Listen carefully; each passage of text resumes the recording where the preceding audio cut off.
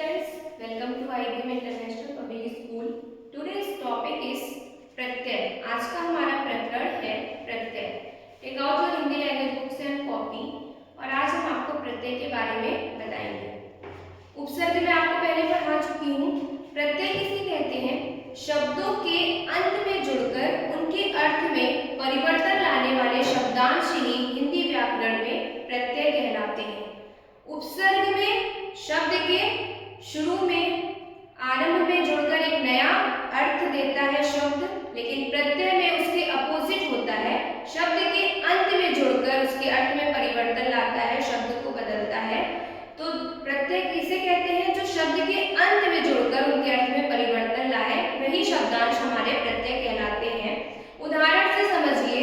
यहाँ पर आपका जो मूल शब्द है वो है बंगाल. बंगाल मूल शब्द में आपने ई प्रत्यय को जोड़ा तो हमारा एक नया अर्थ निकल आया, बंगाली. इसलिए यहाँ पर हमारा बंगाल शब्द में ई प्रत्यय जोड़ने से क्या हो जाएगा? बंगाली. रंग मूल शब्द है. रंग में आपने ईला प्रत्यय जोड़ा तो रंग और धन ईला क्या हो गया हमारा? रंगीला. आई होप आपको समझ में आ रहा होगा कि प्रत्यय किसे कहते हैं. जो शब्द के अंत में जुड़कर उनके अर्थ में परिवर्तन लाते या एक नया शब्द बनाते, वही हमारा प्रत्यय कहलाता है. बस आपको ये ध्यान रखना है कि जो भी आपका मूल शब्द है या जो भी आपका प्रत्यय है, दोनों आपका सार्थक होना चाहिए, मीनिंगफुल होना चाहिए, कोई ना कोई अर्थ होना चाहिए. जैसे रंग का एक अर्थ है.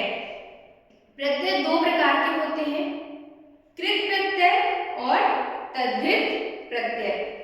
कृत प्रत्यय किसे कहते हैं?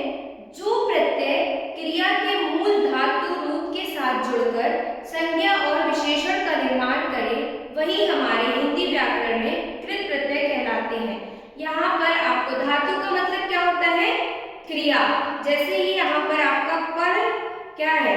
क्रिया है, धातु है. इसमें आपने आपको प्रत्यय लगाया तो क्या बन गया? पढ़ाकू. तो ये विशेषण का निर्माण कर रहे हैं. पढ़ाकू क्या है? विशेषण है. विशेषण किसे कहते हैं? आप सबको पता है. जो संज्ञा और सर्वनाम की विशेषता बताते हैं वही विशेषण कहलाते हैं. आई होप आपको कृत प्रत्यय समझ में आया होगा.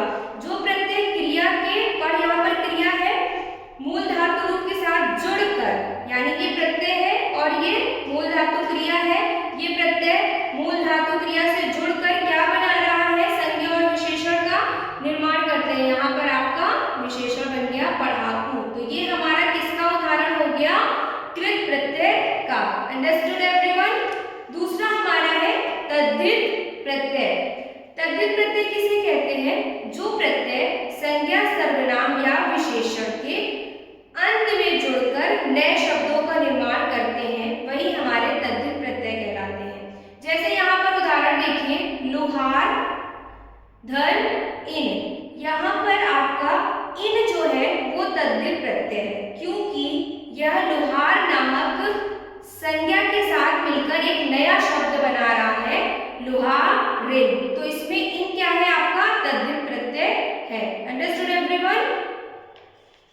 आपको इस कक्षा कार्य को अपनी हिंदी व्याकरण की कॉपी में सुंदर लेख में लिखना है. जब आप आएंगे तो आपकी कॉपी चेक होगी. आई होप आपको समझ में आया होगा प्रत्यय और उसके प्रकार. आज का आपका गृह कार्य है निम्नलिखित यानी नीचे लिखे हुए प्रत्ययों का प्रयोग करते हुए तीन शब्द लिखना है. जैसे मैंने वहां पर आपको उदाहरण दिया है. ता आपका प्रत्यय है. ता से आपको 3 नए शब्द लिखना है. ई आपका प्रत्यय है. आवट, दार, मान. यहाँ पर आपका जैसे ता प्रत्यय है तो आप ता से कौन सा शब्द लिख सकते हैं? एग्जाम्पल उदाहरण बता देते हैं. जैसे बहता. ई से पढ़ाई, आवट से सजावट, दार से दुकानदार. कहने का आशय ये है कि जो भी आप शब्द बनाएंगे वो आपका प्रत्यय को हटाने के बाद जो भी शब्द है, जैसे दुकानदार बना रहे हैं दार प्रत्यय प्रयोग करते हुए, तो दुकान का एक अर्थ है, सार्थक शब्द है. दुकान मीनिंगफुल है. जब तक आपका शब्द सार्थक नहीं होगा, उसका कोई अर्थ नहीं होगा, मीनिंग नहीं होगी, तो आपका गलत हो जाएगा. जोड़ेंगे तो आपका क्या हो जाएगा, अपमान। Understood everyone? तो ये आपका आज का गृह कार्य है।